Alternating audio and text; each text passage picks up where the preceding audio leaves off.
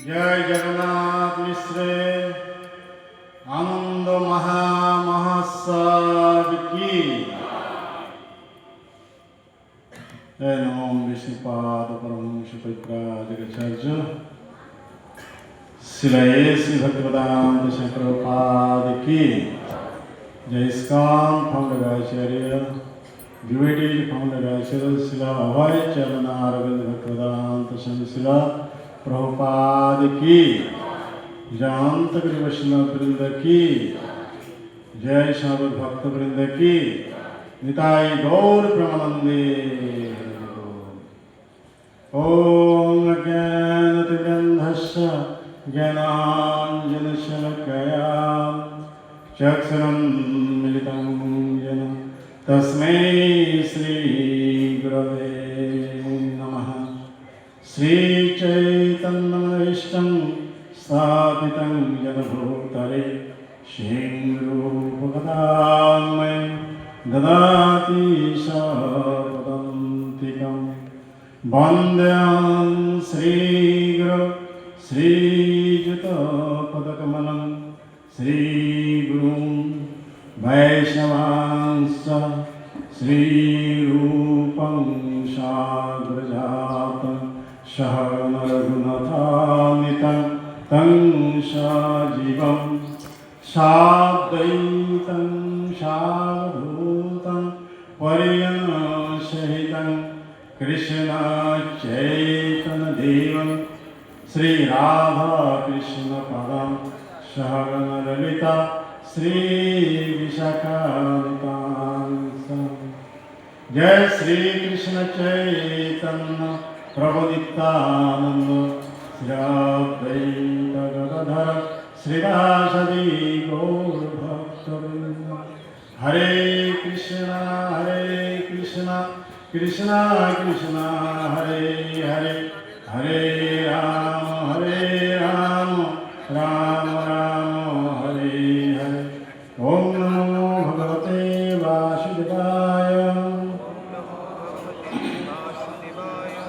ओम नमो भगवते वासुदेवाय ओम नमो भगवते वासुदेवाय। आनंद लीलामय विग्रहाय हेमावदीपो छवि सुंदराय तस्मै महाप्रेम रसप्रदाय चैतन्य चंद्राय नमो नमस्ते चैतन्य चंद्राय नमो नमस्ते चैतन्य चंद्राय नमो नमस्ते। जय श्री गुरुदेव जय श्री प्रभुपाद जय आचार्य वृंदम जय वैष्णव वृंदम जय गौर निताई जय श्री श्री जगन्नाथ बलदेव सुदर्शन श्री श्री राधा गोविंद देव की जय। हरे कृष्ण। गतकाल আমরা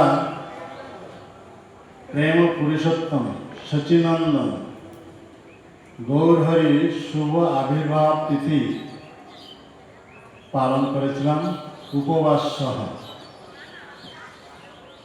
তো গত দিন মহাপ্রভু যে আবির্ভাব তিথি আমরা পালন করেছিলাম, সেটা কততম ছিল? 540তম। কারণ মহাপ্রভু 540 বছর পূর্বে এ ধরাধামে সকলের মুখে নাম উচ্চারণ করিয়ে আবির্ভূত হয়েছিলেন। তাই চৈতন্য মহাপ্রভু কলিহত জীবদেরকে নাম গ্রহণের অধিকার দিয়েছেন। সব কলিযুগে ব্রহ্মার একদিনে 1000 কলিযুগ আসে। 1000 কলিযুগের মধ্যে 999টি কলিযুগে এই হরে কৃষ্ণ মহামন্ত্র যুগ অবতার রূপে এসে যুগ ধর্ম প্রবর্তন করে যেতেন, কিন্তু কাউকে নাম গ্রহণের অধিকার দিতেন না।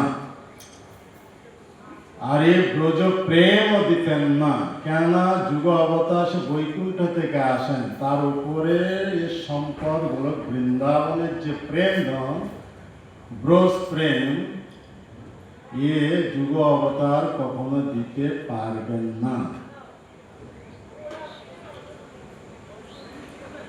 আমা বিনা অন্য নারে ব্রজ প্রেম দিতে, এ ভগবান এই কথা বলছেন। যুগ ধর্ম প্রবর্তন হয় অংশ হইতে, অর্থাৎ এখানে ভগবান কৃষ্ণ নিজে এই কথা বলছেন। যুগ ধর্ম প্রবর্তন হয় অংশ হইতে, অর্থাৎ আমার অংশ প্রকাশ, এই যুগ অবতার এসে যুগ ধর্ম প্রবর্তন করে।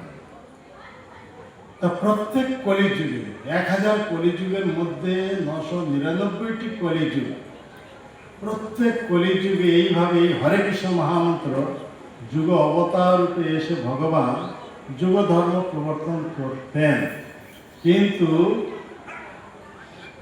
এই প্রবর্তন করে উনি চলে যেতেন, কাউকে নাম গ্রহণের অধিকার দিতেন না।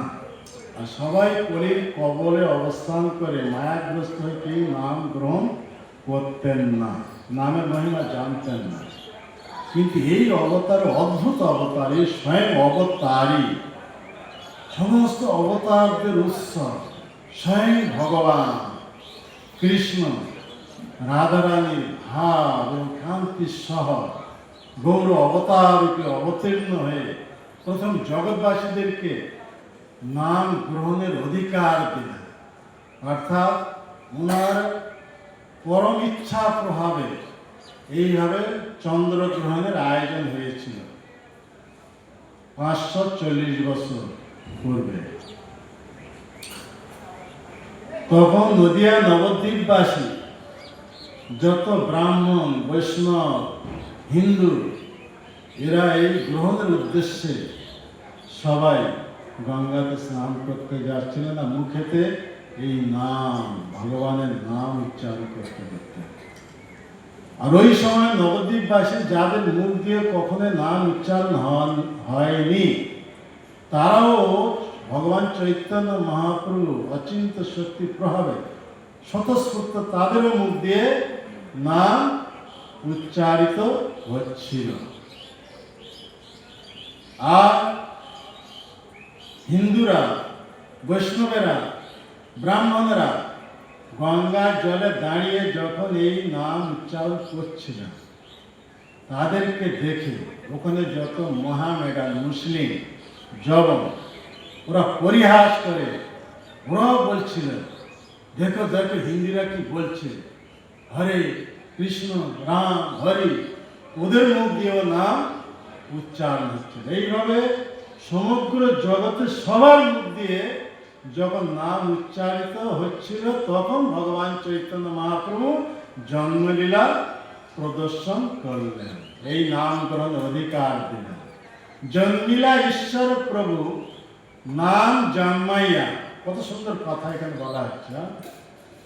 জন্মিলা ঈশ্বর প্রভু নাম জন্মাইয়া, অর্থাৎ সবার মুখ দিয়ে নাম যখন উচ্চারণ করাচ্ছেন তখন ভগবান চৈতন্য মহাপ্রভু জন্মলীলা প্রদর্শন করলেন।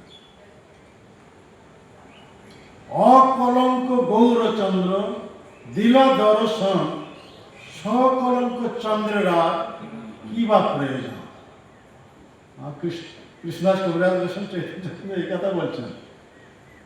অকলঙ্ক চৈতন্য মহাপ্রভু কলঙ্কহীন, অকলঙ্ক বলা হচ্ছে। এ জগতের চন্দ্র সুন্দর, অতি সুন্দর, কিন্তু হলেও তার মধ্যে কলঙ্ক আছে, দাগ আছে।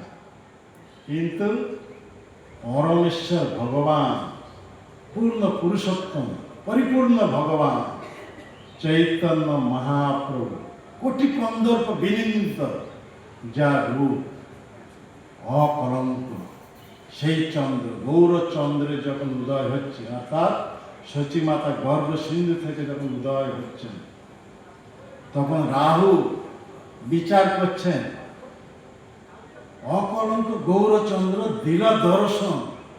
এই গৌরচন্দ্র এখন উদয় হয়েছেন, দর্শন দিয়েছে। আর এই সকলঙ্ক চন্দ্র কেন এখানে থাকবে? আমি একে গ্রাস করব, এই চন্দ্র। তো এখন আমরা ও কথায় যাচ্ছি না, এটা মহাপ্রভু লীলা অনন্ত, কোটি সমুদ্র থেকে আরো গভীর। তো আমরা কোথায়, আমাদের আয়ু অতি কম, মানে এখানে দিয়েছেন আর 45 মিনিট, তাও নেই, মানে 40 মিনিট। তা কথা কি বলবো, কোন কথা দিয়ে আলোচনা করব, আমি কিছু চিন্তা করতে পারছি। একটা লম্বা সময় থাকতো তাহলে বলতাম, তো এখানে আমার সংক্ষেপে ভাবে কিছু একটা কথা বলতে হয়। এই ভগবান চৈতন্য মহাপ্রভু এ ধরাধামে অবতীর্ণ হয়ে এই যুগটাকে স্পেশাল যুগ বানিয়ে দিলেন। কলিযুগটা কি করে দিলেন? স্পেশাল কলিযুগ। এর পূর্বে উনি এসেছিলেন স্বয়ং রূপে, সেই কৃষ্ণ স্বরূপ, ভগবৎ স্বরূপে দাপর যুগ। ওই দাপর যুগে এসে উনি দাপর যুগটা স্পেশাল দাপর যুগ বানিয়ে দিলেন। এই ব্রহ্মাণ্ডের মধ্যে 1000 চতুর্যুগ, আর এক চতুর্যুগ মানে 4টি যুগ, সত্য যুগ, দাপর যুগ, ত্রেতা যুগ, কলিযুগ, এই 4টি যুগ। 1000 চতুর্যুগ মানে টোটাল কতটা যুগ হবে? 4000 যুগ। 4000 যুগের মধ্যে কেবল এই দাপর যুগ আর এই কলিযুগ, এই দুইটি হচ্ছে স্পেশাল দাপর যুগ, স্পেশাল কলিযুগ। কেন বলা হচ্ছে? স্বয়ং অবতারী পুরুষ, স্বয়ং ভগবান এই দাপর যুগের শেষে আবির্ভূত হয়েছিলেন। আবির্ভূত হয়ে নিজের পরিকরদের মধ্যে এই মাধুর্য প্রেমের সর্বোত্তম রস আস্বাদন করেছিলেন, কিন্তু জগৎবাসীদের কাউকে দান করেননি। এইভাবে যথেষ্ট বিহারে কৃষ্ণ করে অন্তর্ধান, অন্তর্ধান করি মনে করে অনুমান, চিরকাল নাহি করি প্রেম ভক্তি দান, ভক্তি বিনা জগতে নাহি অবস্থান। আর স্বয়ং ভগবান যখন এই জগতে আসছেন, দুইটি মুখ্য কারণ বশত। একটা হচ্ছে প্রেমরস নির্যাস করিতে আস্বাদন, রাগমার্গের ভক্তি জগতে করিতে প্রচার, এই দুইটি মুখ্য কারণ। প্রেমের রস আমরা সাধারণত জানি 12 প্রকার রস। 12 প্রকার রসের মধ্যে 5টি মুখ্য রস, 7টি গৌণ রস। এই 12 প্রকার রসের মধ্যে 5টি মুখ্য রসের কথা বলা হচ্ছে। মুখ্য রসের মধ্যে 3টি, যেমন সক্ষরস, বাৎসল রস, মাধুর্য রস অর্থাৎ মধুর রস। এই 3টি রসের স্বাদ আস্বাদন করার জন্য ভগবান লোভবশত এই জগতে আসছেন। এসে কি করেন? নিজের পরিকরদের সঙ্গে এখানে আসেন, ওদের সঙ্গে এমনভাবে প্রেমের আদান প্রদান করেন, জগৎবাসী যদি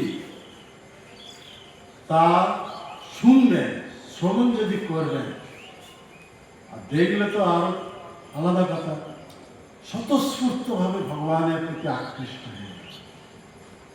তাই ভগবান এই মনুষ্যরূপ ধারণ করে, স্বয়ং ভগবান মনুষ্যরূপ ধারণ করে এমন চমৎকার পূর্ণ লীলা প্রদর্শন করেন। সে বাল্যলীলা হোক, গোচারণ লীলা হোক, রাসলীলা আদি হোক, এই যত সব মাধুর্যময় লীলা প্রদর্শন করেন, সেই সব লীলা কথা যদি কেউ ভক্ত সঙ্গ করে ভগবানের এই লীলা কথা শ্রবণ করবেন, শত ভগবানের প্রতি স্বতঃস্ফূর্ত ভগবানের প্রতি সে আকৃষ্ট হয়ে যাবে। আর ভগবানের প্রতি যখন আকৃষ্ট হয়ে যাবে, তখন সমস্ত ভৌতিক বন্ধন, ভৌতিক ভোগ বাসনা এসব দূর হয়ে যাবে, ছিন্ন হয়ে যাবে। তাই ভাগবতে একটি প্রসিদ্ধ শ্লোক আছে, অনুগ্রহায়া ভক্তানাং মানসিক দেহ মাশ্রিত ভজত তাদৃশ ক্রীড়া যশ্রুতা তৎপর হবে। সেই লীলা কথা ভজতে তাদৃশ ক্রীড়া, তাদৃশ এমন সব চমৎকারপূর্ণ লীলা প্রদর্শন করবেন, সেই যে লীলা কথা যদি কেউ শ্রবণ করেন ভক্তের মধ্যে, তখন কি এরকম কৃষ্ণ ভাবনার ভাবিত হয়ে যাবে। তখন কৃষ্ণের প্রতি স্বতঃস্ফূর্ত আকৃষ্ট, কৃষ্ণের প্রেমময় সেবা যুক্ত হয়ে যাবে। এইভাবে কৃষ্ণের প্রেমময় সেবা যখন যুক্ত হয়ে যাবে, সমস্ত ভৌতিক বন্ধন ছিন্ন হয়ে যাবে। এই ভগবান লোক দেখাবার জন্য এই জগতে আসেন, এই করে এইভাবে লীলা করেন। এই লীলার মধ্যে ভগবান কৃষ্ণ বৃন্দাবন লীলা, মথুরা লীলা, দ্বারিকা লীলা, কুরুক্ষেত্র লীলা, এইভাবে বিবিধ প্রকার লীলা প্রদর্শন করে কুরুক্ষেত্রের রণভূমিতে অর্জুনকে লক্ষ্য করে সমগ্র জগৎবাসীদের জন্য এই চরম উপদেশ দিয়ে গেলেন। গীতার রহস্য হচ্ছে সমস্ত প্রকার ধর্ম পরিহার করে সেই কৃষ্ণের চরণে শরণাপন্ন হওয়া, চরম উপদেশ দিয়ে গেলেন। এইবার যথেষ্ট বিহার করে সেই ভগবান নিজের ধাম গোলক বৃন্দাবনে ফিরে গেলেন। ফিরে গিয়ে চিন্তা করছেন যে আমি এইভাবে মাধুর্য সর্বোত্তম রস প্রকট করেছি এই বৃন্দাবন, কিন্তু জগৎবাসীদেরকে কাউকে আমি দান করিনি। আর এই আমার অন্তর্ধানের পরে পরে কলিযুগ শুরু হয়ে গেছে। কলিযুগে এইরকম কে ব্যক্তি আছেন যে সব রকম ধর্ম পরিত্যাগ করে শ্রীকৃষ্ণের চরণে আত্মসমর্পণ করবে। আর এই কলিযুগ, কলি এক অধর্মের বংশের সন্তান। তো কলি কি করছে, সমস্ত নরনারী, ছাত্র ছাত্রী, বুড়ি বৃদ্ধ সবাইকে নিজের ক্যাপচারে নেওয়ার জন্য ম্যাসলেস গিফট স্বরূপ সবার হাতে স্মার্টফোন উঠিয়ে দিচ্ছেন। এটা হচ্ছে কলির উপহার। হ্যাঁ, কথা বুঝতে পারছেন না? এই স্মার্টফোন সবার বুদ্ধি ভ্রষ্টা করে, সবাই মোহগ্রস্ত, মায়াগ্রস্ত, সব ধর্মকে ছেড়ে অধর্মকে যুক্ত। এরা কিভাবে মনুষ্য দেহ প্রাপ্ত জীবনে পরম সিদ্ধি লাভ করে আমার কাছে ফিরে আসবে? তাই স্বয়ং ভগবান আবার এলে যে আমাকে আবার যেতে হবে, নিজেকে আচরণ করে শিক্ষা দিতে হবে, তবে লোক সব অনুসরণ করবে। এই সব সেই ভগবান কৃষ্ণ আবার এলেন। আমি গতকাল এই কথা ব্যক্ত করছিলাম, কিভাবে সেই ভগবানের মধ্যে লোভ জাত হয়ে গেছিল, সেই লোভ উনি পূর্ণ করতে পারেননি কৃষ্ণ স্বরূপে। হ্যাঁ, এই উদাহরণ দিয়ে কালকে বোঝাচ্ছিলাম, বাসুদেব কৃষ্ণ যখন গোবিন্দের লীলা অভিনয় যখন দেখছিলেন, গন্ধর্ব এসে সেই রোল করছিলেন, যোগমায়া তার দেহে এত মাধুর্য প্রকট করে দিয়েছেন, তখন সেই বাসুদেব কৃষ্ণের মধ্যে লোভ জাত হয়। বাসুদেব কৃষ্ণ যখন নিজের মুখে বলে ওঠেন, গোবিন্দের মাধুরী দেখি বাসুদেবের ক্ষোভ সে মাধুর্য আস্বাদিতে মনে ওঠে লোভ। এই কৃষ্ণের মনে এই লোভ জাত হয়ে গেছে। নিজের মাধুর্য নিজে কিভাবে আস্বাদন করবে? উনি তো বিষয় বিগ্রহ ভগবান, বিষয় বিগ্রহ ভগবান স্বরূপে নিজের মাধুর্য নিজে আস্বাদন করতে পারবেন না। এই কৃষ্ণের মাধুর্যকে একচেটে বা আস্বাদন করছেন না আশ্রয় বিগ্রহ ভগবান শ্রীমতী রাধারানী। কৃষ্ণই রাধা, রাধাই কৃষ্ণ। দুই এক হচ্ছে বিষয় বিগ্রহ ভগবান, আর একজন হচ্ছেন আশ্রয় বিগ্রহ ভগবান শ্রীমতী রাধারানী। সেই রাধারানীর কাছে যে ধন ছিল সেই ধন কৃষ্ণের কাছে ছিল না। কালকে আমরা ক্রম এও বিশ্লেষণ করেছি, সবাই শুনেছেন, যারা উপস্থিত আছেন শুনেছেন তো। রূপ গোস্বামী আমাদের জন্য দিয়েছেন কি? আদর শ্রদ্ধা, তত সাধু সঙ্গ, ভজন ক্রিয়া, অনর্থ নিবৃত্তি, নিষ্ঠা, রুচি, আসক্তি, ভাব ও প্রেম। এই নবম স্তর। আমাদের লাস্ট ডেস্টিনেশন হচ্ছে প্রেমাপমার্থ মহা শ্রী চৈতন্য মতবিদম তত্রাদর ন অপরে চৈতন্য মহাপ্রভু মহাপ্রভু সিদ্ধান্ত। অর্থাৎ আমরা মনুষ্য দেহ প্রাপ্ত হয়েছি। মনুষ্য দেহ আমাদের চরম প্রেম প্রাপ্ত বস্তু হচ্ছে কি? কৃষ্ণ প্রেম। তার উপরে যত স্তর এ আমাদের জন্য নয়। উপরের স্তর ভগবানের নিজে পরিকর, অন্তরঙ্গ শক্তি বিস্তার, এদের সঙ্গে যে প্রীতির আদান প্রদান। প্রেমের উপর কি আছে? হ্যাঁ, প্রেমের উপর স্নেহ, তার উপর মান, তার উপর প্রণয়, তার উপর রাগ, তার উপর অনুরাগ। আরে বলতে বলতে সব শুয়ে গেছে না, কি অবস্থা! আরে আমি বলছি তো একের পর এক স্তরের কথা উপরে যাচ্ছি, এরা আরামসে শুয়ে গেছে। এ হচ্ছে কলিযুগের না। তাহলে এ কথা ভিতরে ঢুকতে দেবে না।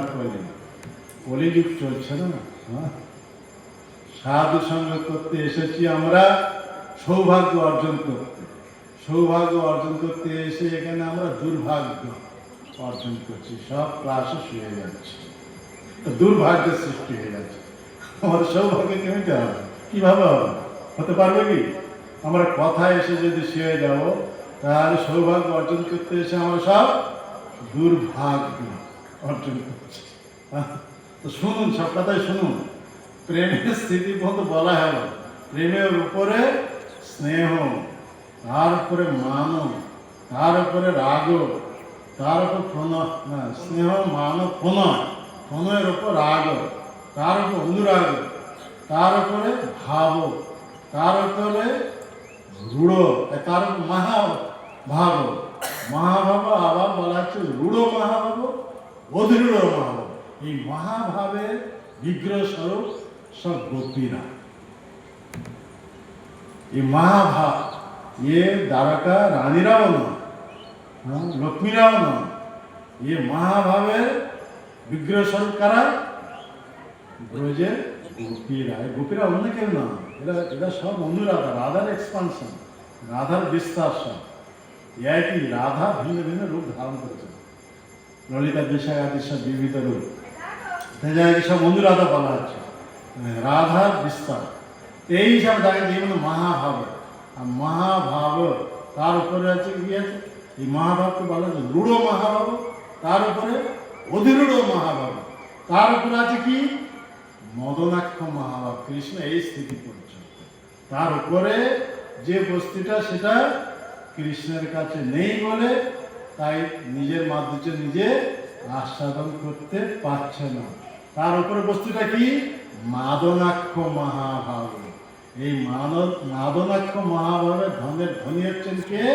শ্রীমতী রাধারানী। তা আমি গতকাল ব্যাখ্যা করেছিলাম, ও কথা আমি করতে চাচ্ছি না, বিশ্লেষণ করতে চাচ্ছি না। যারা শুনেছেন তারাই বুঝেছেন, যতটুকু ততটুকুই যথেষ্ট। এখানে এই বলে মাদনাক্ষ মহাভাব রাধারানীর কাছে ছিল। এই কৃষ্ণ রাধারানীকে বিরহ দশা রেখে আর বিরহ তাপের দ্বারা বিগলিত হওয়ার জন্য রাধারানীর হৃদয় সম্পুটের অন্তঃস্থলে সেই ধন ছিল মাদনাক্ষ মহাভাব। রাধারানী এইভাবে কৃষ্ণ বিরহে মূর্ছা দশে যখন প্রাপ্ত হয়ে গেছেন, আর সেই বিরহ তাপে তাপিত হয়ে সম্পুটের যত সব তালা ছিল সব দ্রবীভূত হয়ে গেছে। এইভাবে ভগবান কৃষ্ণ শ্যামসুন্দর রাধারানী হৃদয় সম্পুটের ভিতর প্রবেশ করে সেই মাদনাক্ষ মহাভাব ধন সংগ্রহ করলেন। আবার চিন্তা করলেন, আমি তো শ্যামসুন্দর বেশে এসেছি, এ ধন সংগ্রহ করেছি, এখানে যদি থেকে যাব তাহলে চোর হিসাবে আমি ধরা পড়ে যাব। তাই উনি কি করলেন, দেহের বর্ণ চেঞ্জ করে দেবেন, শ্যামসুন্দরের উপর রাধারানীর বর্ণের দ্বারা আবৃত করে দেবেন, প্রভাব করবেন। হয়ে গেলেন কি, তপ্ত কাঞ্চন গৌরাঙ্গী থেকে তপ্ত কাঞ্চন গৌরাঙ্গ। গৌরাঙ্গের বর্ণের দ্বারা কৃষ্ণ শ্যামসুন্দর আচ্ছাদন করে দেওয়ার জন্য কৃষ্ণ কি হয়ে গেলেন, তপ্ত কাঞ্চন গৌরাঙ্গ। গৌরাঙ্গ আবার দেখলেন যে আমি এ স্থানও ত্যাগ করতে হবে বৃন্দাবন, কালে আবার যদি ধরা পড়ে যায় এ স্থান ছেড়ে দূর দেশে যেতে হবে। আবার চিন্তা করলেন, জাতিতে আমি হচ্ছি বৈশ্য, রাখাল বালক, এই জাতি পরিবর্তন করতে হবে। বৈশ্য জাতি থেকে ব্রাহ্মণ জাতি, অর্থাৎ ব্রাহ্মণের পুত্র হয়ে জন্ম নেবেন। আর এইভাবে সব পরিবর্তন করে দিলেন। পরিবর্তন কি করলেন, প্রথম দেহের বর্ণ পরিবর্তন করে দিলেন, স্থান পরিবর্তন করে দিলেন, বৃন্দাবন ছেড়ে কোথায়, নদিয়া নবদ্বীপ। আর আবার জাতি পরিবর্তন করে দিলেন, বৈশ্য জাতি থেকে ব্রাহ্মণের পুত্র রূপে। আবার কোথায় থেকে উদয় হচ্ছেন, সচী মাতার গর্ভ সিন্ধু থেকে। এই চৈতন্য মহাপ্রভুকে এই বুঝতে পারেন জগতের লোক, যিনি হচ্ছেন সেই কৃষ্ণ, অন্তর কৃষ্ণ বহি গৌরব। অর্থাৎ রাধারানী বর্ণার আচ্ছা কেউ নাকি জানতে পারবে না, বুঝতে পারবে না, যে পর্যন্ত ভক্ত সঙ্গ না করছেন, ভক্তের মুখ থেকে এই কথা শ্রবণ না করছেন, সে পর্যন্ত চৈতন্য মহাপ্রভু সম্বন্ধে কেউ কিছু বুঝতে পারবে। এখন সবাই বুঝতে পারলেন চৈতন্য মহাপ্রভু কে? না, স্বয়ং কৃষ্ণ রাধারানীর ভাব নিয়ে এসছেন।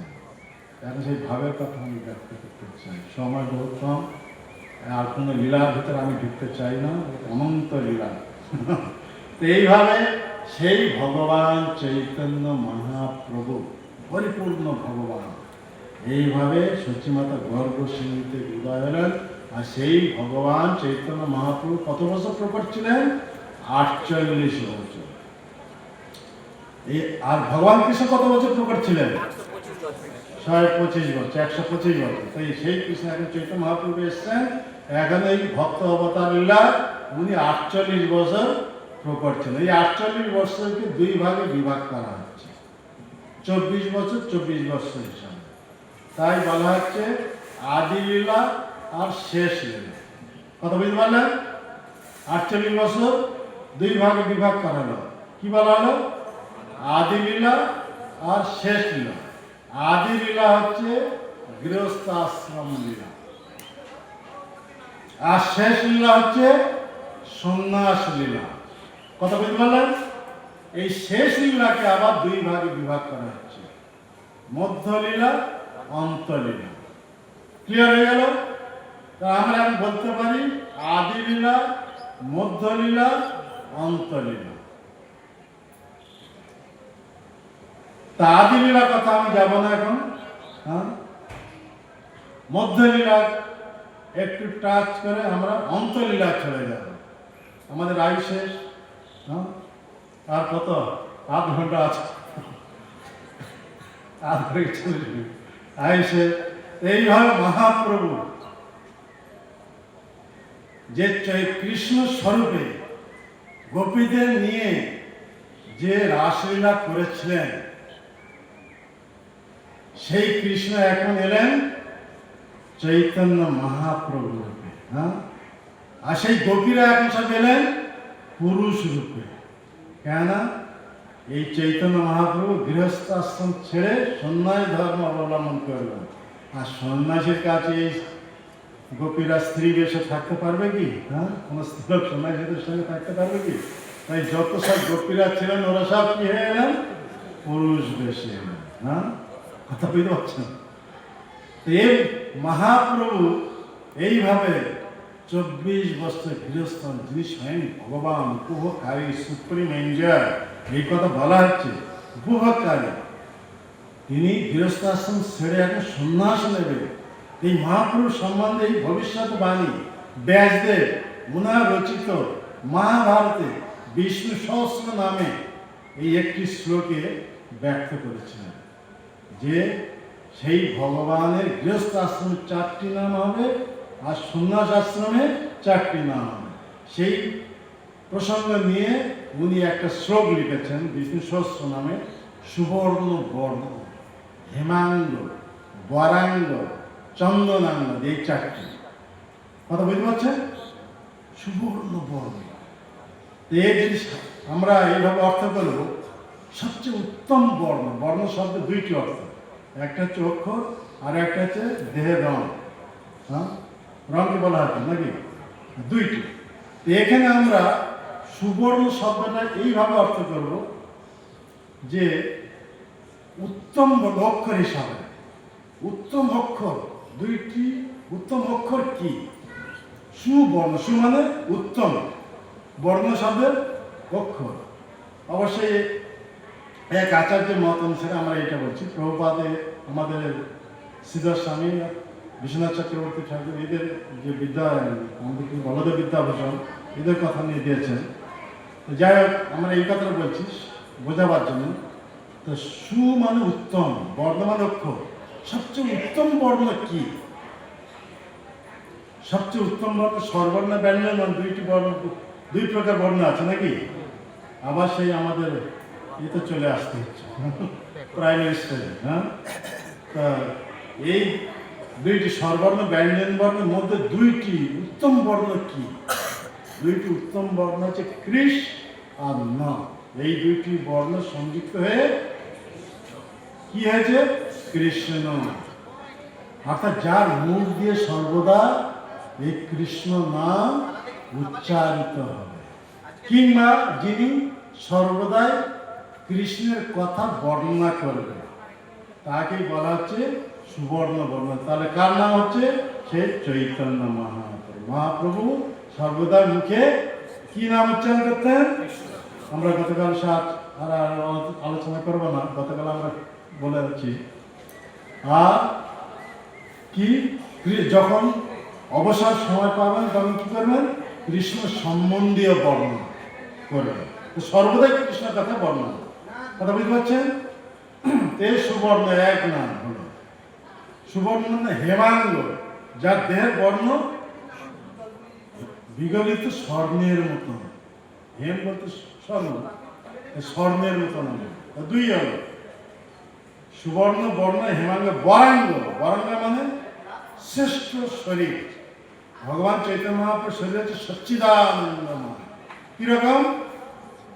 সচিত আনন্দময়, সন্ন্যাস চিন্ময় আনন্দময়। তো সেই কারণে বলা হচ্ছে সর্বশ্রেষ্ঠ শরীর বরাঙ্গ, বর অঙ্গ। বর মানে শ্রেষ্ঠ অঙ্গ, শ্রেষ্ঠ অঙ্গ ভগবানের শরীর। ওটি কন্দর্প বিলীনিত সচ্চিদানন্দ বিগ্রহ। তা ভগবান চৈতন্য মহাপ্রভুর শরীর হচ্ছে বরাঙ্গ, 3য় নাম। আর গৃহস্থাশ্রমে সেই শরীরের উপর চন্দনে চর্চিত নীল কলেবর। এখন নীল কলেবর হয়ে গেছে গৌর কলেবর। হ্যাঁ, তো গৌর কলেবরের উপর কি করা হচ্ছে? চন্দনের দ্বারা চর্চিত, লেপন করা হচ্ছে। 4টি নাম হয়ে গেল গৃহস্থাশ্রম।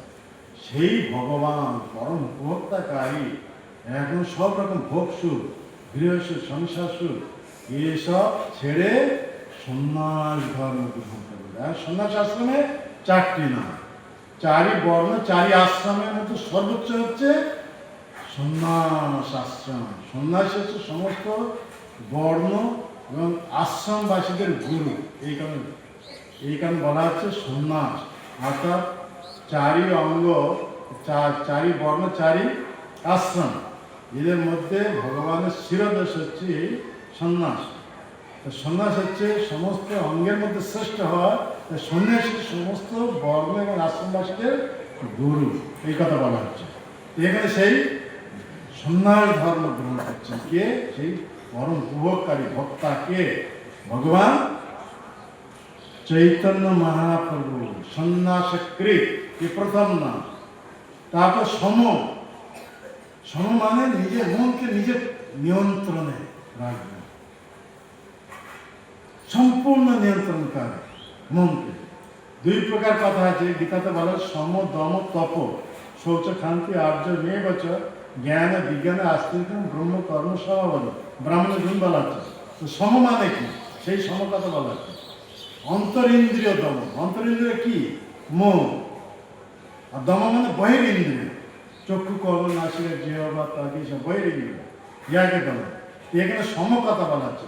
সম শব্দের অর্থ হলো কি, অন্তরিন্দ্রিয়। অন্তরিন্দ্রিয় মানে মন, মনকে সম্পূর্ণরূপে নিজের নিয়ন্ত্রণে রাখবে। তাই এর দ্বিতীয় নাম সম। তারপর নিষ্ঠা, ভগবত ভক্তিতে, কৃষ্ণ ভক্তিতে নিষ্ঠা, তৃতীয় নাম শান্তি পরায়ণ। এই ভগবত ভক্তি জগতে প্রচার করে শান্তি স্থাপন করে, অশান্ত জগতে শান্তি স্থাপন করে, এই চারটি নাম। এই চারটি নাম যে ভগবান চৈতন্য মহাপ্রভু সন্ন্যাস আশ্রমের নাম। সেই ভগবান চৈতন্য মহাপ্রভু 24 বছর গৃহস্থ আশ্রম অবস্থান করে তারপর কি করলেন, সন্ন্যায় ধর্ম অবলম্বন করলেন। সন্ন্যায় ধর্ম অবলম্বন করে কোথায় চলে এলেন, মায়ের নির্দেশ অনুসারে নীলাচলে। আমি সংক্ষেপে বলছি, নীলাচলে চলে এলেন। নীলাচলে এসে প্রথমে মায়াবাদী সন্ন্যাসীদের গুরু কে, সারভট্টাচার্য, বৃহস্পতির অবতার, দেবগুরু বৃহস্পতির অবতার, তাকে উদ্ধার করলেন। গতকাল আমরা সেটা ব্যক্ত করেছি। এইভাবে মহাপ্রভু 6 বছর কাল, 24 বছর সন্ন্যাস আশ্রমের মধ্যে প্রথম 6 বছর, একে মধ্যলীলা বলা হচ্ছে। কথা বুঝতে পারছেন? এইভাবে 6 বছর কাল দক্ষিণ ভারত, উত্তর ভারত, পশ্চিম ভারত, এইভাবে সব সব ভারত ভিন্ন ভিন্ন স্থানে এইভাবে পরিভ্রমণ করে নাম প্রেমের দ্বারা জগৎকে উদ্ধার করেছে। এইভাবে তারপরে 18 বছর কাল উনি আর নীলাচল ছেড়ে আর কোথাও যাননি। কথা বুঝতে পারছেন? এই 18 বছরকে আবার 2 ভাগে বিভাগ করা হচ্ছে। প্রথম 6 বছর এই গৌড়দেশ থেকে ভক্তরা যখন রথযাত্রা উৎসবের পূর্বে এখান থেকে যাত্রা করে কোথায় যেতেন, নীলাচলে। 1 মাস ধরে পদব্রজে, তখন তো ট্রেন, বাস, ট্রাম, মোটর, ফ্লাইট এসব কিছু ছিল না। পদব্রজে কীর্তন করতে করতে, কীর্তন সহযোগী এই গৌড়দেশ থেকে, বেঙ্গল থেকে, বেঙ্গল থেকে উড়িষ্যা, এই হোক সেই কথা, বেঙ্গল। পানিঘাটা কোথায়, ও আর বম্বে নাকি, এই বেঙ্গলে। এইভাবে মানে বেঙ্গল থেকে, গৌড়দেশ থেকে কোথায় যেতেন, নীলাচলে, রথযাত্রা আগে উপস্থিত হতেন। আর মহাপ্রভু কি করতেন, বিভিন্ন জায়গা থেকে এই যে ভক্তরা আসতেন, এদেরকে নিয়ে রথের সময় 7টি দলে বিভক্ত করছেন। মানে রথের সামনে 2 দল আর 2 সাইডে 2 দল, নাকি? তাহলে কত হলো, 4। আর বিভাগে কিভাবে করা হতো, পিছনে 2 দল। বিভাগে কিভাবে, কতটা দল, 17 দল। তো 17 দলের মধ্যে সামনে কত দল, রথের সামনে 2 দল, আর 2 সাইডে 2 সামনে 2, এদিকে 2, ওদিকে 2, কত হলো 6, পিছনে 1, হয়ে গেল ঠিক ক্যালকুলেশন। এইভাবে 7 দলে বিভক্ত করছেন। আর মহাপ্রভু এইভাবে নৃত্য করতেন, 7 দলের সবার মধ্যে উপস্থিত থাকতেন। সবাই ভাবতেন প্রভু আমাদের দলের মধ্যে, কিন্তু প্রভু সবার দলের মধ্যে আছেন। এইভাবে যে কৃষ্ণ বৃন্দাবনে গোপীদের নিয়ে রাস নৃত্য করেছিলেন, সেই কৃষ্ণকে চৈতন্য মহাপ্রভু এসে এখানে কি করছেন, সংকীর্তন রাস। এই সংকীর্তনটা কি বলা হচ্ছে, গোপীদের নিয়ে যে রাসলীলা করেছিলেন কারণ সেই রাসলীলা হয়ে গেছে কি সংকীর্তন রাস। এইবার ভক্তদেরকে সংকীর্তন রসও পান করা। কথা বুঝতে পারছেন? প্রেম রস, সংকীর্তন রসের প্রেম রস ভক্তদেরকে পান করা, এই সংকীর্তন রাসের মাধ্যমে। এ গেল সব বহিরাঙ্গাকার, মানে বহিরাঙ্গা বলতে অন্য লোকেদের জন্য, জগতের লোকেদের জন্য এসব প্রেম বিতরণ দিবে না। তা আমরাও লীলার ভিতরে এখন ঢুকবো না, আমাদের সময় হয়ে এসছে। এই হিসাবে আমরা এখন আসবো শেষ 12 বছর। এত যা করলেন বাইরের লোকেদের জন্য, এখন নিজের জন্য যে 3টি লোক বশত উনি গৌর অবতার রূপে এসেছেন, এখন সেই অন্তরঙ্গা কারণ, এসব বহিরঙ্গা কারণ যাবে, নাম প্রেম বিতরণ আদি সব বহিরঙ্গা কারণ। অন্তরঙ্গা কারণ, যে কারণ উনি নিজের গোলক ধাম ছেড়ে এখানে এসেছেন, এখন সেই নিজে সেই 3টি বাঞ্ছা পূর্ণ করার জন্য কেবল গম্ভীরা, কোথায় ছিলেন? গম্ভীরার যার কোথাও জানেন, গম্ভীরার মধ্যে অবস্থান করতেন। গম্ভীরার মধ্যে অবস্থান করে এখন রাধা ভাবে বিভাবিত হয়ে উনি ক্রন্দন করতেন। নিজের মাধুর্য নিজে আসা, রাধা যেভাবে কৃষ্ণ বিরহে ক্রন্দন করতেন, এখন সেইভাবে রাধা ভাবে বিবাহিত হয়ে ক্রন্দন করছেন। কিভাবে ক্রন্দন করছেন?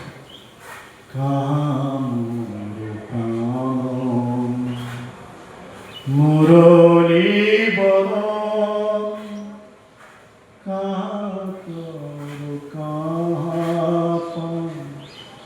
ব্রজেন্দ্র নন্দন কারে কহিব কথা, জানে মোর ব্রজেন্দ্র ফাটে মোর। এইভাবে হরি হরি নিজে স্বয়ং কৃষ্ণ এখন রাধা ভাবে বিভাবিত হয়ে ক্রন্দন করছে। রাধা ভাব বিভাবিত নিজের মাধুর্য এখন নিজে আসছে। কাহা মোর প্রাণনা, আমার প্রাণের নাম মুরলীধারী কৃষ্ণ, নন্দ নন্দন যশোদানন্দন কৃষ্ণ কোথায়? কোথায় গেলে আমি তাকে পাব, যার বিরহে আমার বুক ফেটে যাচ্ছে? এ দুঃখের কথা আমি কার কাছে গিয়ে বলবো? এইভাবে নিজের মাধুর্য নিজে আস্বাদন করছে। হরে কৃষ্ণ। মাতাজি সব শুয়ে যাচ্ছেন, আর কি হবে? মহাপ্রভু তার বুক ফেটে যাচ্ছে, এদিকে মাতাজি আরামসে শুয়ে যাচ্ছে, আর কি হবে?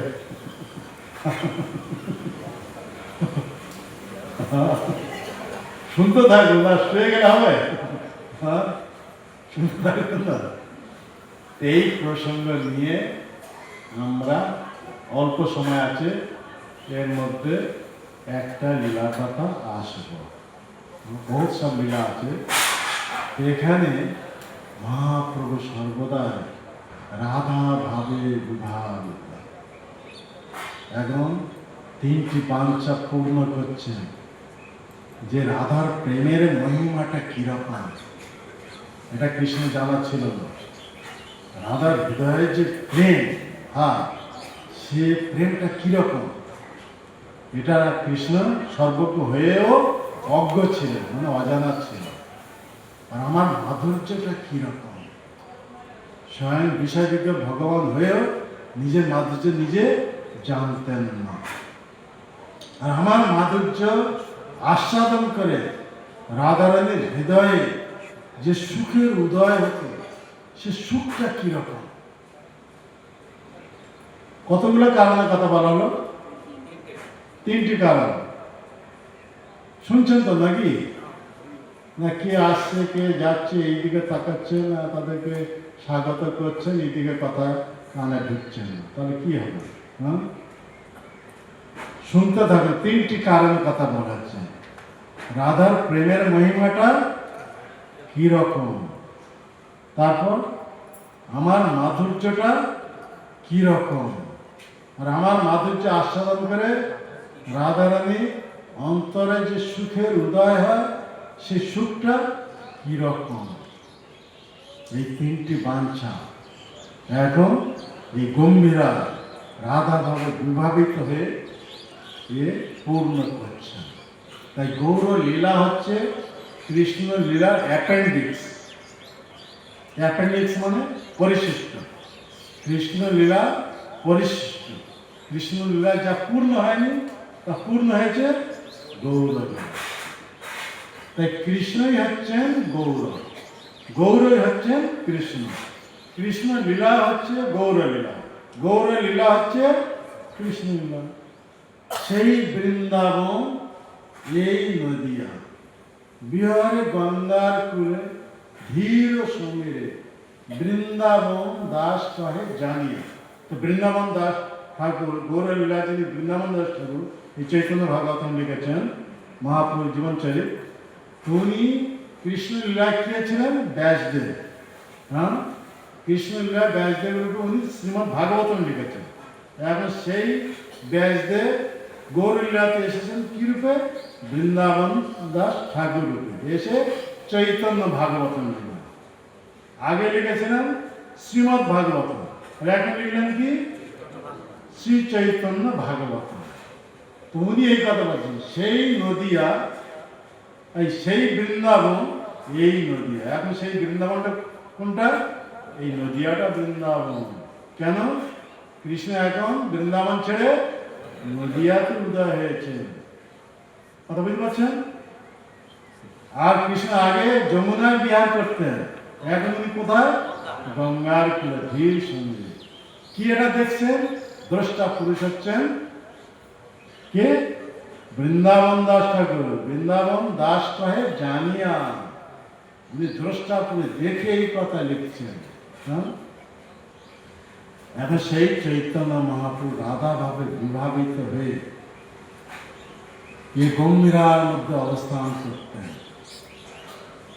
আর স্বরূপ দামোদর যিনি কৃষ্ণলীলাতে ছিলেন কে? ললিতা সখী। রায় রামানন্দ কৃষ্ণলীলাতে যিনি ছিলেন বিশাখা সখী। আর ওনার পার্সোনাল সেবক গোবিন্দ। এইভাবে মহাপ্রভু সঙ্গে এই স্বরূপ দামোদর, রায় রামানন্দ এরা কি করতেন? মহাপ্রভুর মনে যে ভাব উদয় হতো, স্বরূপ দামোদরের সঙ্গে রায় রামানন্দ এরা কি করতেন? সেই বিদ্যাপতি, চণ্ডীদাস, জয়দেব গোস্বামী এদের সব কবিতা শ্লোক আবৃত্তি করে শোনাতেন। সেইভাবে রাধা ভাবে বিভাবিত হয়ে সেই কৃষ্ণ বিরহ রস আস্বাদন করতেন, কৃষ্ণ মিলন রস আস্বাদন করতেন কে? চৈতন্য মহাপ্রভু।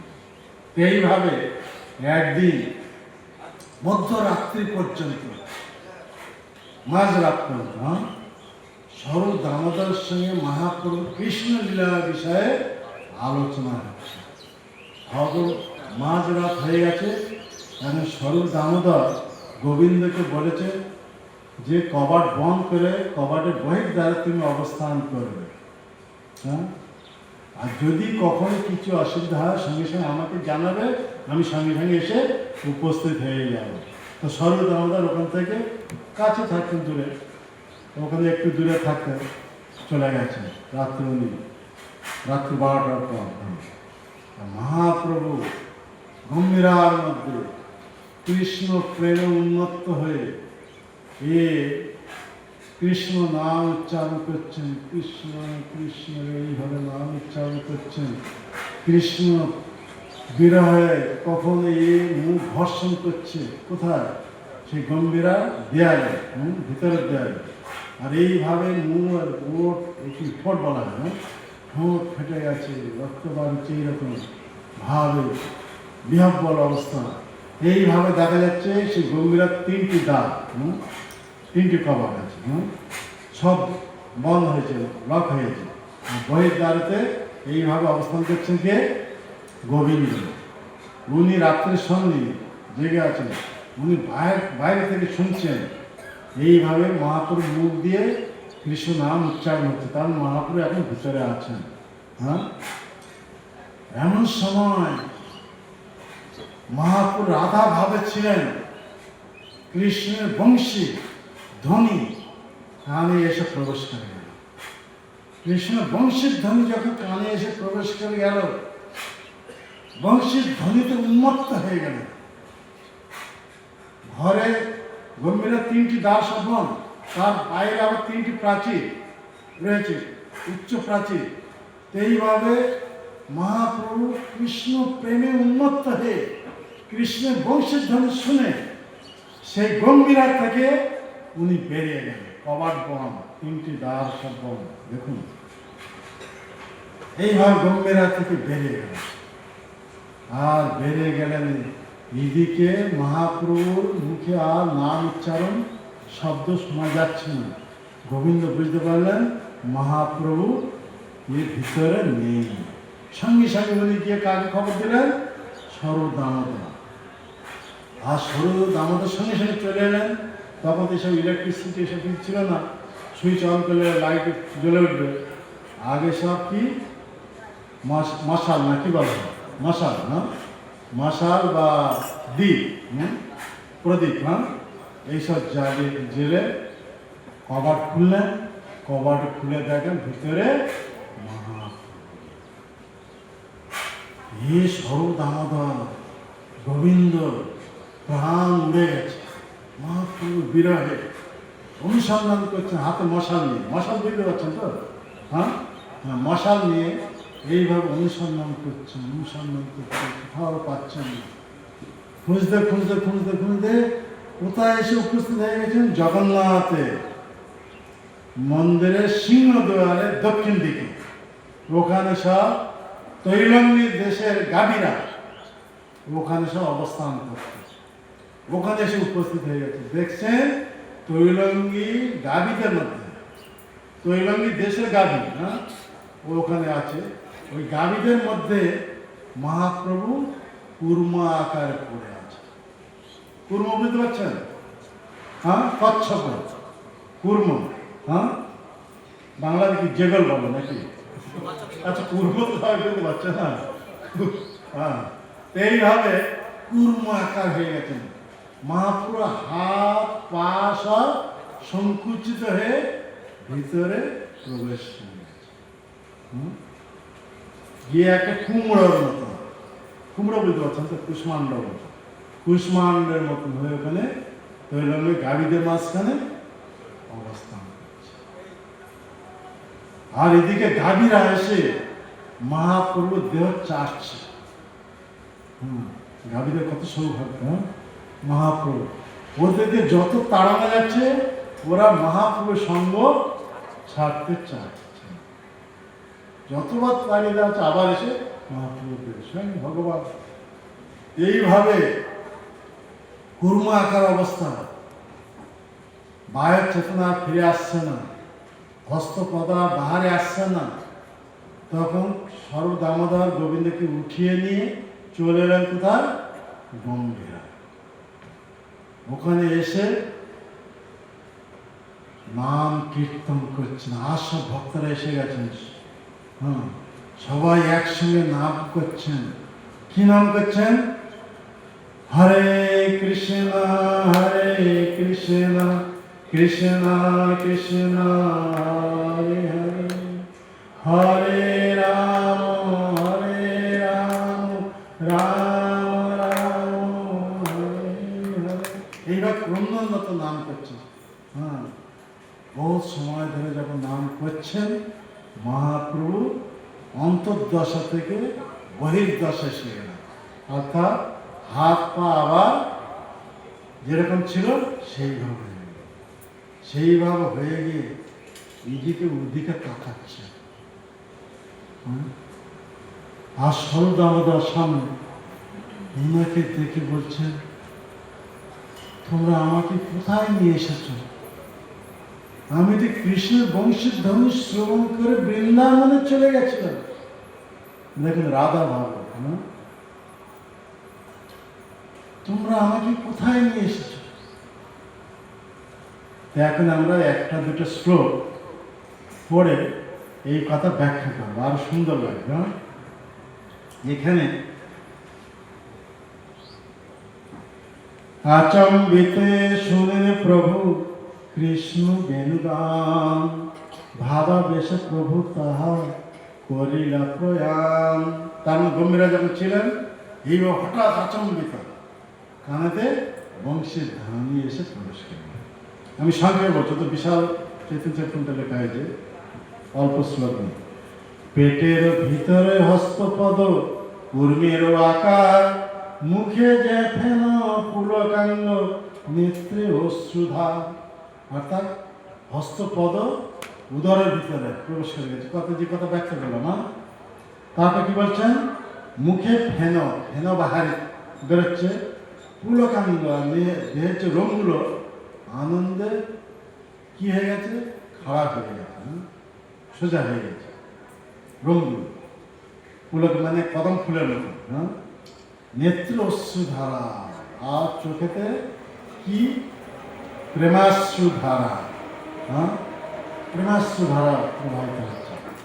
তারপর অচেতন পড়িয়াছেন যেন কুষ্মাণ্ড ফল, বাইরে জড়িমা অন্তরে আনন্দে বিহ্বল। দেখুন হরি বল, কথা বুঝতে পারছেন? এই দেখো শুয়ে যাচ্ছে না কেন? এখানে বলা আছে কি, অচেতন অবস্থায় পড়েছেন, আকারটা কিরকম, কুমড়ার মতো, একটা কুমড়ার মতন হয়ে পড়েছেন। সময় সমাপ্ত হয়েছে, ক্ষমা করবেন। এই 9:30 পর্যন্ত বলেছেন, সাড়ে 9। তো এই লীলাটা একটু শেষ করি নাকি? গেলে কি হবে? শুনুন, আমি আবার সংক্ষেপে বলছি। তাই হলো মহাপ্রভু মানে বাইরে জড়িমা, অন্তরে আনন্দ দিয়ে, আর অন্তরে দিব্য আনন্দ, কৃষ্ণ প্রেমসুখ আনন্দ। বাইরে কি জড়বল, আর অন্তরে মহা আনন্দ, প্রেমানন্দ। কেউ শব্দ করবেন না। উচ্চ করি শ্রবণে করে নাম সংকীর্তন, হরে কৃষ্ণ কৃষ্ণ কৃষ্ণ হরে হরে, হরে রাম রাম রাম হরে হরে। অনেকক্ষণ মহাপ্রভু পাইল চেতন, অনেকক্ষণ পরে এই নাম কীর্তন করার ফলে চেতনা ফিরে এল।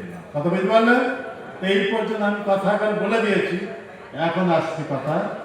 চেতন হইলে হস্তপদ বাহিরে আইল, পূর্ববৎ যথাযোগ্য শরীর হইল। আগে যেরকম ছিল হস্তপদ, এখন সেরকম হয়ে গেছে। আমি আর সুর দিয়ে বলছি না, আমার সুর সব ভেঙে গেছে, রিপোর্ট এসে গেছে।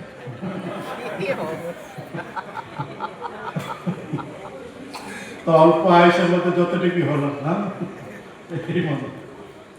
উঠিয়া বসিলেন প্রভু চাহে ইতি উতি, স্বরূপে কহেন তুমি আমার আনিলা কতি। কোথায় তুমি আমাকে নিয়ে? বেণু শব্দ শুনি আমি গেলাম বৃন্দাবন, দেখি গোষ্ঠে বেণু বাজা ব্রজেন্দ্র নন্দন। মহাপ্রভু গম্ভীরা থেকে বেরিয়ে গেছেন, কৃষ্ণ বংশী ধ্বনি শ্রবণ করে। কৃষ্ণ কোথায় বেণী বাজাচ্ছিলেন? গোচারণে, বৃন্দাবনে। বংশীর ধ্বনি যখন করেছেন, শুনতে থাকুন, কে বাইরে আওয়াজ করবেন না। সংকেতে বেণু নাদে রাধা আনি কুঞ্জ ঘরে, কুঞ্জের চলিলা কৃষ্ণ ক্রীড়া করিবারে। আর বেণু শব্দ করে কৃষ্ণ কাকে আবাহন করছেন? রাধারানীকে। রাধারানীকে আহ্বান করেছেন বংশীধ্বনি দ্বারা। রাধা রাধা নাম নিয়ে বংশীধ্বনি করেছেন কে? কৃষ্ণ। কেবল রাধারানী শুনতে পেয়েছে, কৃষ্ণের অচিন্তনীয় সত্য, অন্য আর কেই তা শুনতে পাননি, কেবল রাধারানী। আর সংকেত করেছেন কোন কুঞ্জে আসতে হবে। ও তো রাখাল বালকদের সঙ্গে গোচারণ করছে, এখন কুঞ্জলীলা করবেন, তো কোন কুঞ্জে আসবেন? বেণুর ধ্বনির মাধ্যমে রাধারানীকে জানিয়ে দিয়েছেন। কথা বুঝতে পারছেন? শুনছেন তো কথা? হ্যাঁ হ্যাঁ, শুনতে পাচ্ছেন। এইভাবে এখন রাধারানী এসে গেছেন, বংশের ধ্বনি শুনে ইঙ্গিত পেয়ে গেছেন, কুঞ্জে এসে কাছে এসে উপস্থিত হয়ে গেছেন। কৃষ্ণ এখন রাধারানীকে নিয়ে কুঞ্জের ভিতরে প্রবেশ করছেন। কি কারণে? ওনার সঙ্গে অন্তরঙ্গে ক্রীড়া করার জন্য। এতটুকু বুঝতে পারলেন? আচ্ছা শুনুন। তার পাছে পাছে আমি করিনু গমন, তার ভূষা ধ্বনিতে আমার হরিল শ্রবণ। কে তাদের পাছে পাছে পিছনে পিছনে চলে গেলে? এই গেলে এত 7 কাণ্ড রামায়ণ সম্পূর্ণ শ্রবণ করে লাস্টে প্রশ্ন করছেন, সীতা দেবী স্ত্রী না পুরুষ? এতে সেই অবস্থা হচ্ছে। ওদের পিছনে পিছনে কে যাচ্ছে কেউ আর বলতে পারছে না। এই মহাপ্রভু আরে কি শুনছেন ভালো শ্রোতা সব, শুনছেন কি? এইভাবে কৃষ্ণ রাধারানীকে নিয়ে কুঞ্জের ভিতরে প্রবেশ করলেন, আর মহাপ্রভু সেখানে উপস্থিত হয়ে গেছেন। উনি ওনাদের পিছনে পিছনে গেলেন। কথা বুঝলেন? এখন বুঝলেন? শ্রবণ করুন ঠিকভাবে। আর মহাপ্রভু কৃষ্ণের 4 রকম ধ্বনিতে মোহিত হয়ে গেছে। 4 রকম ধ্বনি সব কি? হ্যাঁ, এখন শুনতে থাকুন। 4 রকম ধ্বনি জানা আছে? নেই। প্রথমে কৃষ্ণের বচন এত মধুর, হ্যাঁ, এক। দ্বিতীয় কৃষ্ণ নপুরের ধ্বনি, কৃষ্ণ বচন ধ্বনি অতি মধুর, হ্যাঁ, মধুরাম মধুরাম কথা যাচ্ছে না, সব জেনে নেই। আর কৃষ্ণ নপুরের ধ্বনি অতি সুমধুর। কৃষ্ণের বাণী, যখন কৃষ্ণের বাণী কথা শুনবেন তখন কি হবে? আরো মধুর, হ্যাঁ। আর কৃষ্ণ দেহের এই যে অলঙ্কার, এর ধ্বনি, এই 4 রকম ধ্বনি শ্রবণের দ্বারা রাধারানী উন্মত্ত হয়ে যান। যত গোপের সব উন্মত্ত হয়ে যান, সেইভাবে ভাবিত চৈতন্য মহাপ্রভু উনি এখন সেইভাবে উন্মত্ত হয়ে গেছেন। বুঝতে পারছেন তো কথা? এ অতি গোপনীয় লীলা কথা, না? সেইভাবে সজাগ হয়ে শুনলে তবে বলা যাবে।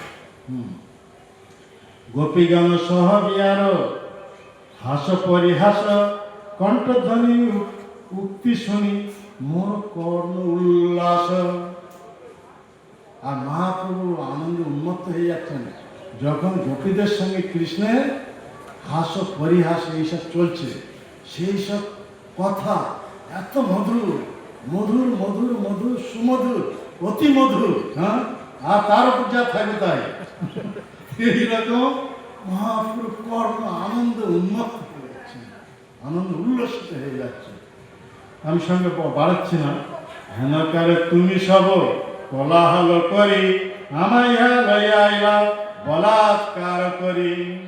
মহাপ্রভু কুর্মা আকার উপর ধারণ করে, কুর্মার মতন হয়ে জগন্নাথের মন্দিরের যে সিংহদ্বার দক্ষিণ দিকে গাভীদের মতো পড়েছিলেন। বাইরের দিক দিয়ে, বাহ্যিক দিক দিয়ে অচেতন, কিন্তু ভিতরে আনন্দ কল্লোল। এই বংশীর ধ্বনি শ্রবণ করে কৃষ্ণ আর গোপীদের মধ্যে হাস পরিহাস, এই বার্তালাপ শ্রবণ করে মহাপ্রভু আনন্দে আনন্দে সে কি হচ্ছিল না, সেখানে মন্ত্রমুগ্ধ হওয়ার মতন অবস্থা আনতে হচ্ছিল। এমন সময় এরা গিয়ে খুঁজতে খুঁজতে যদি কোলাহল করে উঠলো, আর এই হরে কৃষ্ণ মহামন্ত্র কীর্তন করলো, তখন কি হয়ে গেল না, সেই আনন্দ উপভোগ ভঙ্গ হয়ে গেল। তাই মহাপ্রভু এখন কি বলছেন যে হেন গেলে তুমি সব কোলাহল করি, আমার ইহা লইয়া আইলা বলাৎকার করি। আমাকে জবরদস্তি এখানে নিয়ে আসে। কোথা থেকে? সিংহদ্বার থেকে গম্ভীরা। বুঝতে পারছেন তো? আমি শেষ করতে যাচ্ছি, শুনতে থাকুন। আর 4 মিনিট আয়ু আছে। হ্যাঁ, শুনিতে না পাইনি সেই অমৃত সমপানি, শুনিতে না পাইনি ভূষণ মুরলীর ধ্বনি। এই 4 রকম ধ্বনির কথা বলা, বচনধ্বনি, বাণীর ধ্বনি, নপুরের ধ্বনি, অলঙ্কার ধ্বনি। হ্যাঁ, এগুলো মনে রাখুন। কৃষ্ণের সম্বন্ধে অতি মধুর। যার কর্ণের ভিতর প্রবেশ করেছে সেই কেবল ধন্য, আর যার কর্ণের ভিতর প্রবেশ করেনি সে কান কড়ির সঙ্গে তুলনা করা হচ্ছে। হ্যাঁ, যা প্রাণহীন। হ্যাঁ, কড়ি বুঝতে পারছেন তো? হ্যাঁ, কড়ি প্রাণহীন, তো প্রাণহীন এই কাম থাকার থেকে না থাকাই ভালো। তার মানে কি? অর্থাৎ আমরা মনুষ্য দেহ প্রাপ্ত হয়েছি, এ কাম প্রাপ্ত হয়েছে কি কারণে? কৃষ্ণের লীলা কথা শ্রবণ করার জন্য। যদি কৃষ্ণ লীলা কথা যদি শ্রবণ না করলাম, এই কাম রেখে লাভটা কি? হ্যাঁ, কথা বুঝতে পারছেন?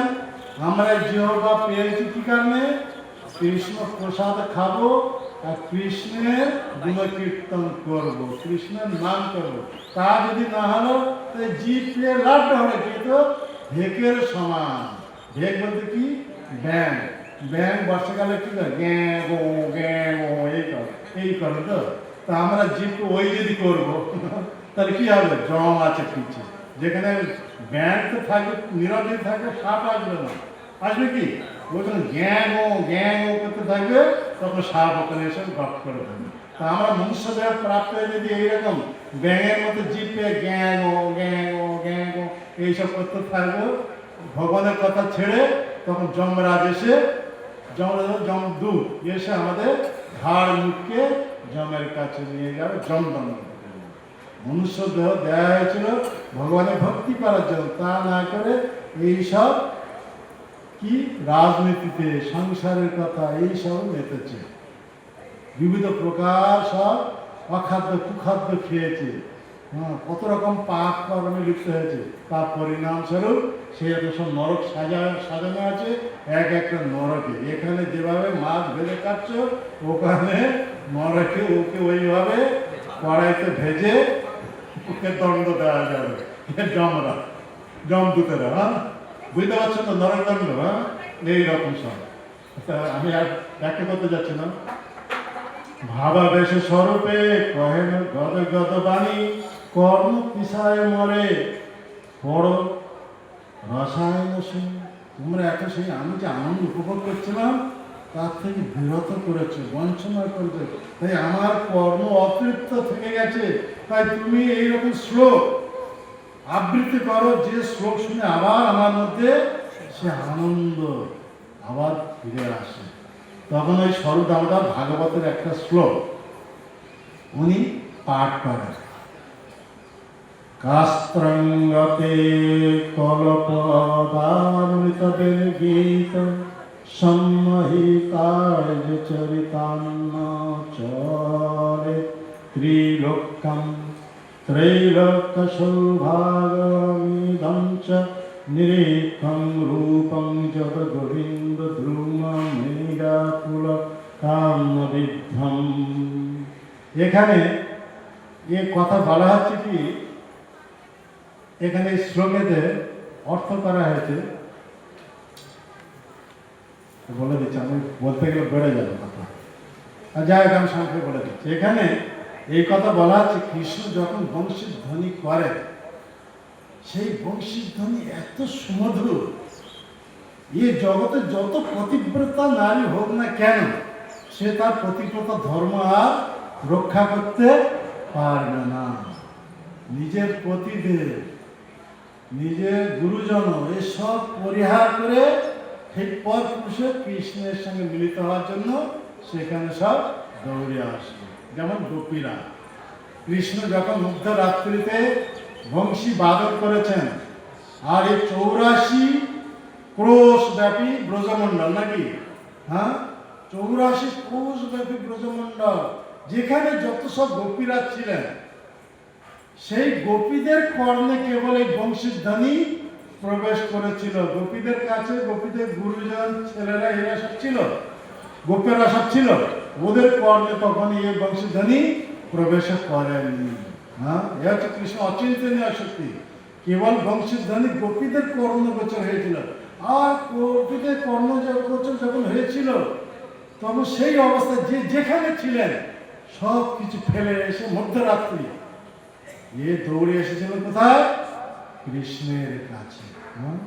দেখুন, কে তার প্রতিসেবা করছিল? প্রতিসেবা পরিত্যাগ করলেন। কে তার শ্বশুর শাশুড়ি এদেরকে সব পরিবেশন করছিল, সেসব পরিত্যাগ করলেন। কে তার ছেলেকে স্তন্যদুগ্ধ দিচ্ছিল, তাকে ফেলে দিয়ে সোজা দৌড়ে এলেন কোথায়? কৃষ্ণের কাছে। দেখুন, আপনি এই প্রকৃতিতা ধর্মকে রক্ষা করতে পেরেছেন কি? সেই শ্লোক সম্বন্ধে এই কথা। আমি হচ্ছে শ্লোক পরে ব্যাখ্যা করতে গেলে বহু সময় লাগবে, সময় হয়ে এসছে, সময় পেরিয়ে গেছে, আমাকে শেষ করতে যাচ্ছি। এইভাবে ওই শ্লোক যখন পাঠ করে তখন মহাপ্রভুর মধ্যে গোপী ভাব জাগা হয়ে গেল। কথা বুঝতে পারছেন? এই শ্লোক শুনে, শ্লোকটা আমি সংক্ষেপ বললাম, এখন শুনে মহাপ্রভুর মধ্যে গোপী ভাব এসে গেল। হইল গোপী ভাবাবেশ, হইল রাসে পরবেশ, কৃষ্ণের শুনি উপেক্ষা বচন। এখন গোপীরা যখন এসে উপস্থিত হয়ে গেছেন, কৃষ্ণ এখন পরিহাস করে বলছে, তোমরা সব কুলবধূ, তোমরা কেন এইভাবে নিজ নিজের গৃহ পতিদেব শ্বশুরাদি এদের সব পরিহার করে পরপুরুষ আমার কাছে এসে উপস্থিত হয়েছে? দেখুন, কৃষ্ণ ডেকেছেন, আমরা এইভাবে ডেকে এনে এদেরকে পরিহাস করছি। বুঝছেন?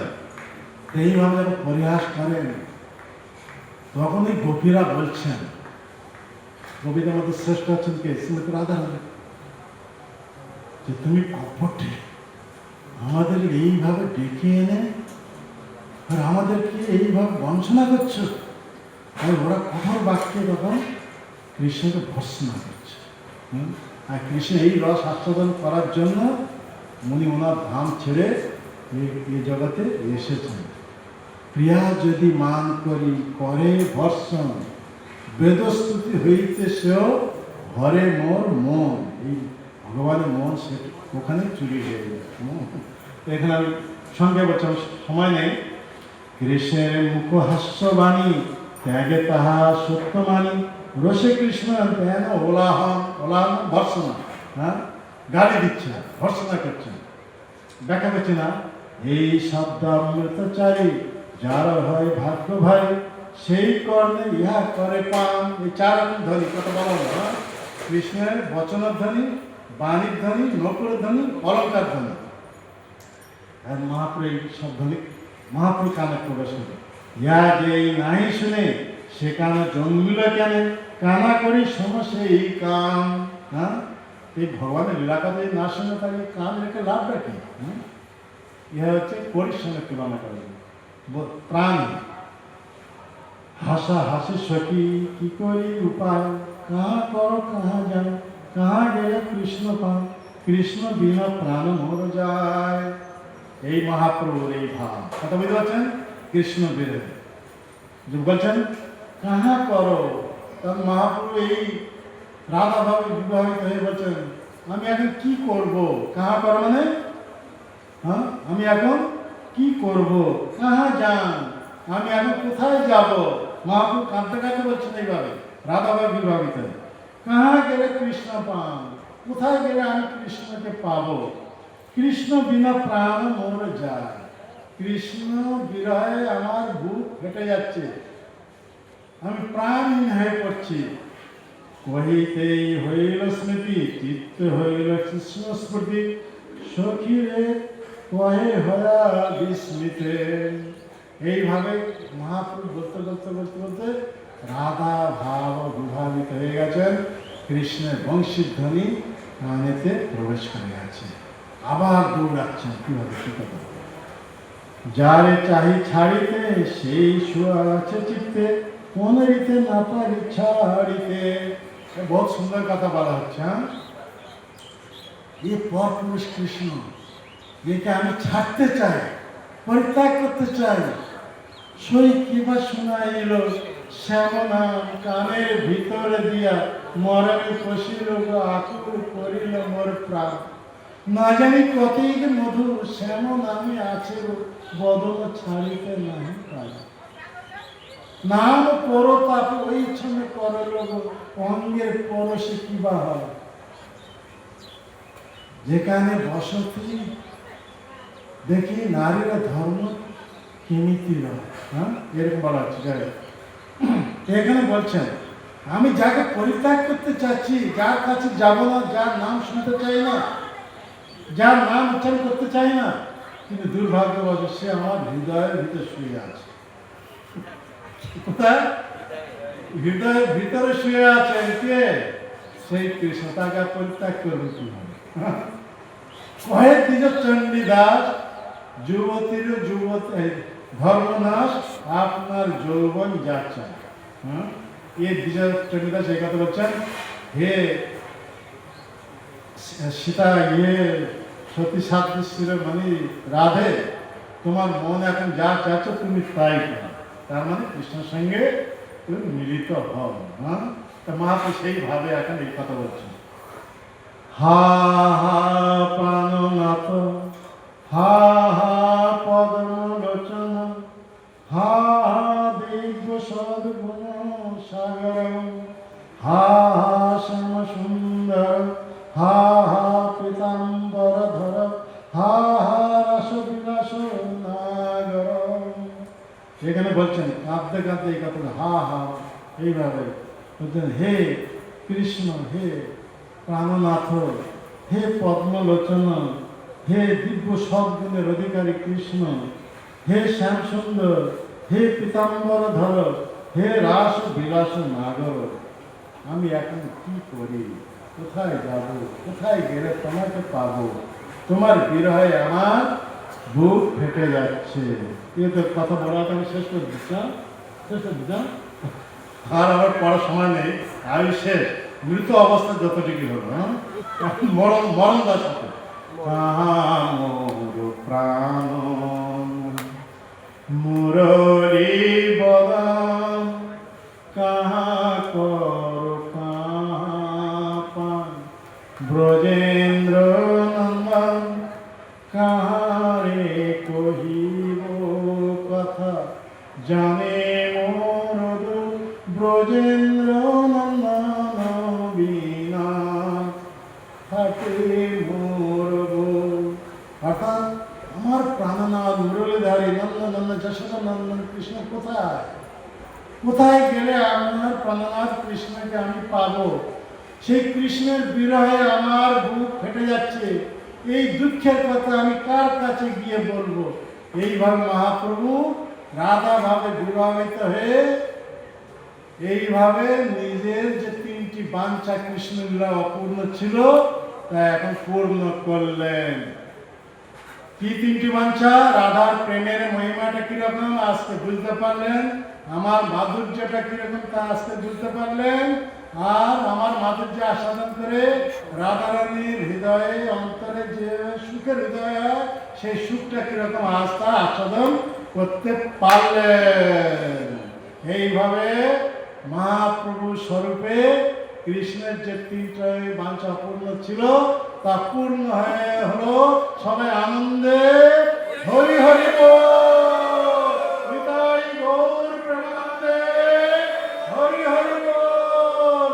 জয় জগন্নাথ মিশ্রের আনন্দ মহোৎসব কি, জয় জগৎ গুরু শিল প্রভুপাদ কি, জয় সমবেত ভক্তবৃন্দ কি, নিতাই গৌর প্রেমানন্দে। হরে কৃষ্ণ।